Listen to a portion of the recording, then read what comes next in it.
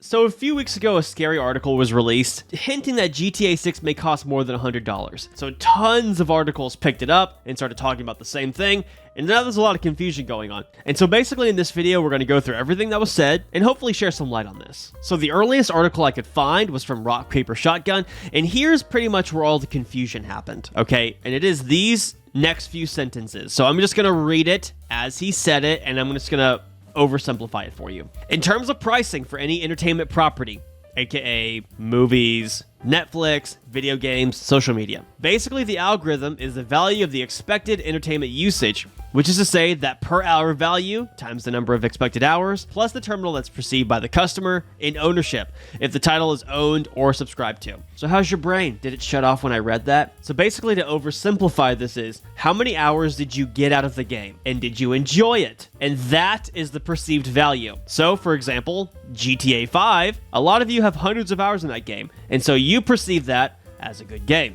That's what he's saying here. So this next quote pretty much caused all of the confusion here. And so I'm going to read it again, try to keep your mind engaged, and here we go. You'll see that bears out every kind of entertainment vehicle. Again, movies, theaters, video games, social media, all that stuff. Zelnick went on.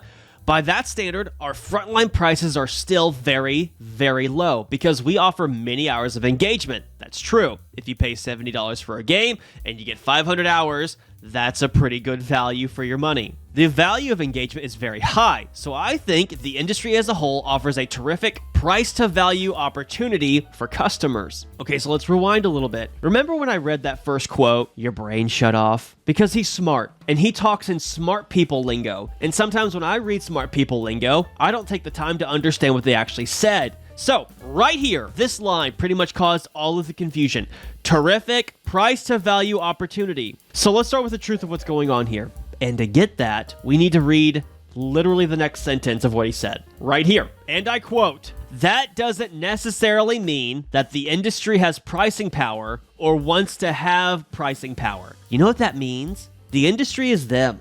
The industry is you. The creator and the buyer, the consumer and the producer. We are the industry as a unit. In order for prices to go up, everyone has to agree that that's okay. The producer has to say, I want to charge more. The consumer, you, has to say, you know what, that's worth it. And then we all go up together. Them, Rockstar, can't just go out and charge $1,000 for a game because the consumer just won't buy it. And then they won't make any money. And again, to oversimplify it, there has to be a balance between them and us, the buyer, on how much people can actually charge for games. And again, he's acknowledging that even if he wanted to charge more, the industry isn't going to let him charge more. So there you go. The rumor's busted. He's not going to charge more for video games. He said it right there in this sentence in a really roundabout way. In fact, to even avoid this confusion, he reached out to other major publications like Forbes and said, Take-Two has reached out and wants to clarify that Strauss was not suggesting, even theoretically, that games should be priced at the dollar per hour value, with the idea he was using as the metric as a border contrasting against other media. So he said that. He even said that in his quote, entertainment vehicles, which means all ways of entertainment. Video games, movies, social media, those are entertainment vehicles. And so pretty much I'm going to take my best guess on where all this went wrong. The CEO is a really smart guy. And earlier when I read that quote, I bet you checked out a little bit, didn't you? You know what? Me too. I had to read that line like 4 times. And so the confusion happens when someone really smart talks in their really smart lingo, and people like me that skim things and don't read it all the way or take time to understand stuff and gets all confused, and that's where the fear-mongering happens, and then all these other articles pick it up and run because they need the views and all these other things, and then here we are today, me doing a video. So that's the truth. Rockstar is not going to charge tons and tons of money for their video game. At least we hope. But here's the sad truth. I think we all know that deep down a price increase is coming. And even right here in this line, there have been precious few price increases in the business. Video gaming business. The price increase, for example, the $70 for a certain frontline products was the first price increase in many years after many generations. So again, I think we offer terrific value to customers. The industry, you, me, the creators out there, don't really allow for price increases much. And he's softly bringing that up as a complaint almost. And even further down in this exact same article, Capcom's president has complained that producing a video game is way more expensive than what they should be charging for it. He even says the example of 100 times higher. So the next thing I want to talk about is what will actually happen. So clearly, video game developers think that there should be a price increase. It hasn't happened yet because the industry, us, don't agree to the price increase, so they can't do it. But a price increase will come one day. So how will this affect us? Obviously, everyone's going to be charging more, even the smaller game developers. But you know, we all see that coming. But I think with a price increase, other things will happen organically. So I think with a new price increase, there will be a massive spike in piracy because most countries can't afford expensive video games. They would rather spend their money on other things like surviving. But hopefully with a price increase, this will fix other things that have become an issue. And for example, there have been multiple video games out there, I'm not going to name any, that released early and fixed the game with patches. And I, for one, I'm not okay with that.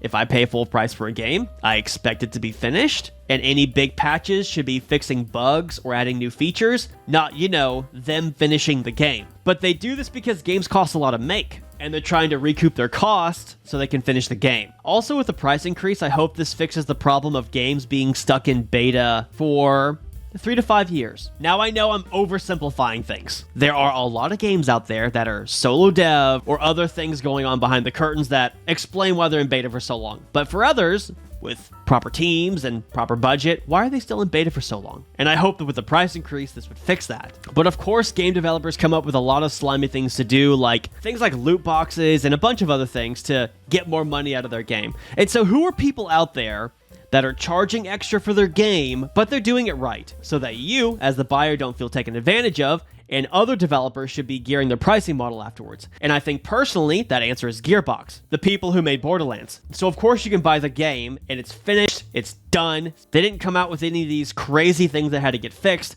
They just charged you for the game. But what they did was charge extra for everything else. So it was up to you, as the buyer, to decide, do you want the cosmetics? Do you want to opt into the DLCs? Do you want to pay for their seasonal event short stories? And here's an example of what I mean. So this is Borderlands Collection, the Pandora's Box, aka like pretty much everything, like all of Borderlands. If you scroll down to the cost, this is everything right here. Line itemed out. You can opt in and buy whatever you want. You can get a skin for $1. You can opt into their really cheap quasi DLCs that are seasonal events, or you can just outright buy the game and not get any of that stuff. But you're still getting a completed game. And I personally think that this is really honorable, so they're not trying to gunny sack you with everything up front. And they're not really trying to trick you with, you know, loot boxes. So anyways, that's the news. So what do you think? Should game developers charge more for their games? Would these higher costs fix industry problems? And do you think the price will even ever go up? Anyways, let me know in the comments. Until then, I'll see you later. Bye-bye.